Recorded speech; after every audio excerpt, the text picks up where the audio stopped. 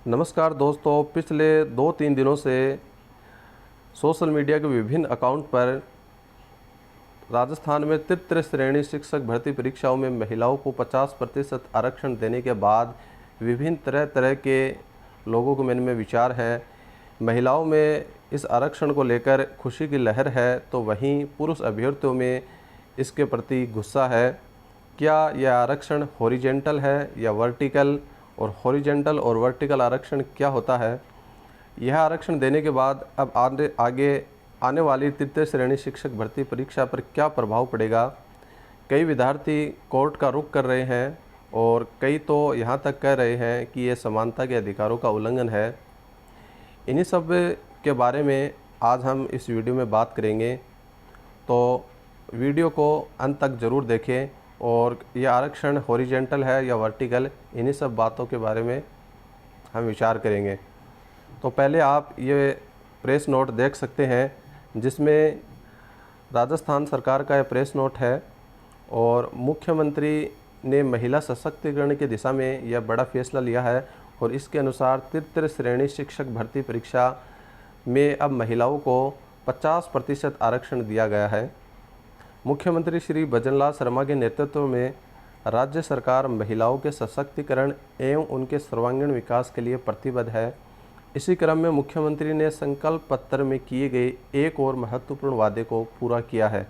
श्री शर्मा ने तृतीय श्रेणी शिक्षक भर्ती परीक्षाओं में महिलाओं के लिए आरक्षण की सीमा 30% से बढ़ाकर 50% करने के लिए राजस्थान पंचायती राज अधिनियम में संशोधन के प्रस्ताव को मंजूरी प्रदान की है।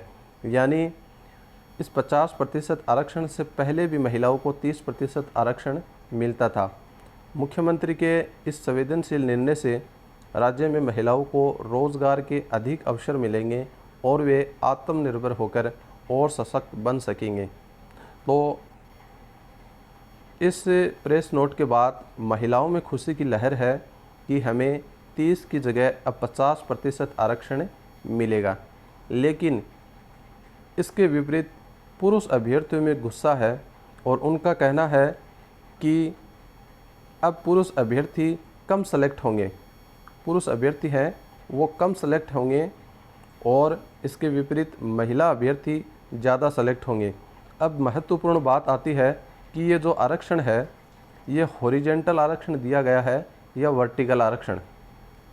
तो हम आपको बता दें कि ये जो आरक्षण दिया गया है, यह आरक्षण हॉरिजेंटल आरक्षण दिया गया है। हॉरिजेंटल आरक्षण दो प्रकार के होते हैं, वर्टिकल और हॉरिजेंटल। तो यह आरक्षण हॉरिजेंटल प्रकार का आरक्षण दिया गया है। अब हॉरिजेंटल और वर्टिकल आरक्षण क्या होता है, तो इसे समझिए। जैसे 100 पदों पर वैकेंसी आई, कुल 100 पदों पर, तो इन 100 पदों को वर्टिकल में बांटा जाता है। पहले वर्टिकल यानी खड़े, वर्टिकल का अर्थ होता है खड़ा। अब मान लीजिए 100 पद हैं, उन 100 पदों को अलग अलग कैटेगरी में डिवाइड किया जाएगा। जैसे ओबीसी कैटेगरी है, एमबीसी कैटेगरी है, एससी कैटेगरी है, एसटी कैटेगरी है, ईडब्ल्यूएस कैटेगरी है। इस प्रकार विभिन्न कैटेगरियों में पदों को विभाजन किया जाएगा, पदों का, और पदों को आवंटित किया जाएगा। इसके बाद क्या होता है कि ये जो पद है, मान लीजिए जो 100 पद हैं, उनमें ओबीसी को 20 पद मिले, तो इनमें से इन 20 पदों में से फिर डिवाइड होगा, उसे कहते हैं हॉरिजेंटल आरक्षण कहते हैं। अब इन जो 20 पद मिले हैं ओबीसी को, इन 20 पदों में से जनरल के पद कितने हैं, मान लीजिए 10 पद जनरल के हैं, और महिला के लिए कितने पद हैं, इस प्रकार से डिवाइड होगा। और इसके अतिरिक्त विकलांग इत्यादि को भी आरक्षण मिलता है। वो आरक्षण कुल पदों में से, जो कुल पद होते हैं, उन कुल पदों में से दिया जाता है। वो आरक्षण हॉरिजेंटल आरक्षण नहीं होता है। जितने कुल पद होते हैं, उन कुल पदों में से 4% उनको आरक्षण दिया जाता है।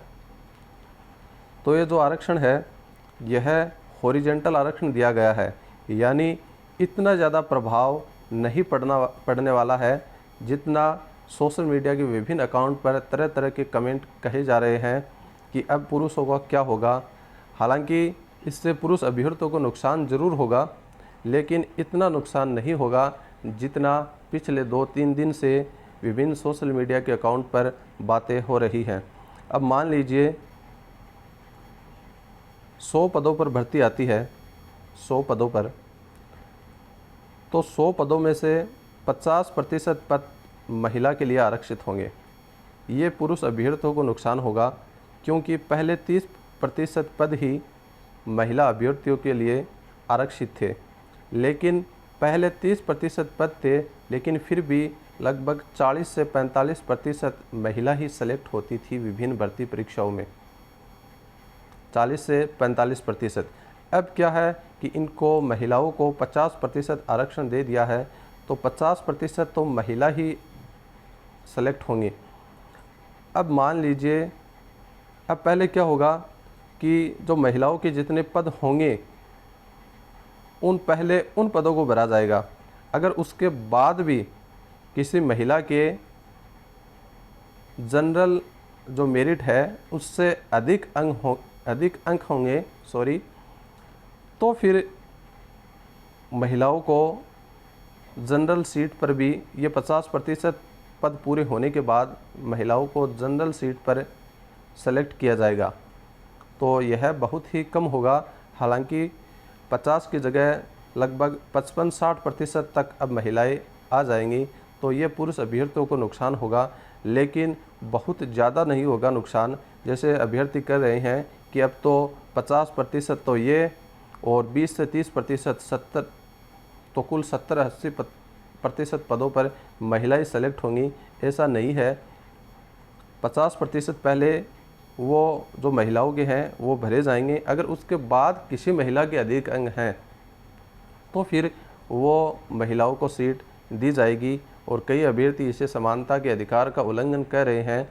लेकिन इसमें एक बात सोचने वाली है कि ये अगर आरक्षण महिलाओं को दिया गया है तो आपके भी घर में आपकी भी पत्नी होगी, आपकी बहन होगी, उनको भी ये आरक्षण मिला है। लेकिन विद्यार्थी ये कमेंट कर रहे हैं कि पत्नी कहाँ से होगी, अगर नौकरी नहीं लगेगी तो शादी कैसे होगी, तो फिर पत्नी का तो सवाल ही नहीं होता। तो ये विचार बड़ा, उनका जो कथन है वह भी सही मान सकते हैं हम, क्योंकि अब क्या होगा कि पहले भी बेरोज़गार युवकों के सामने ये समस्या थी, शादी की समस्या थी, लेकिन अब ये समस्या और भी ज़्यादा गहरी हो चुकी है।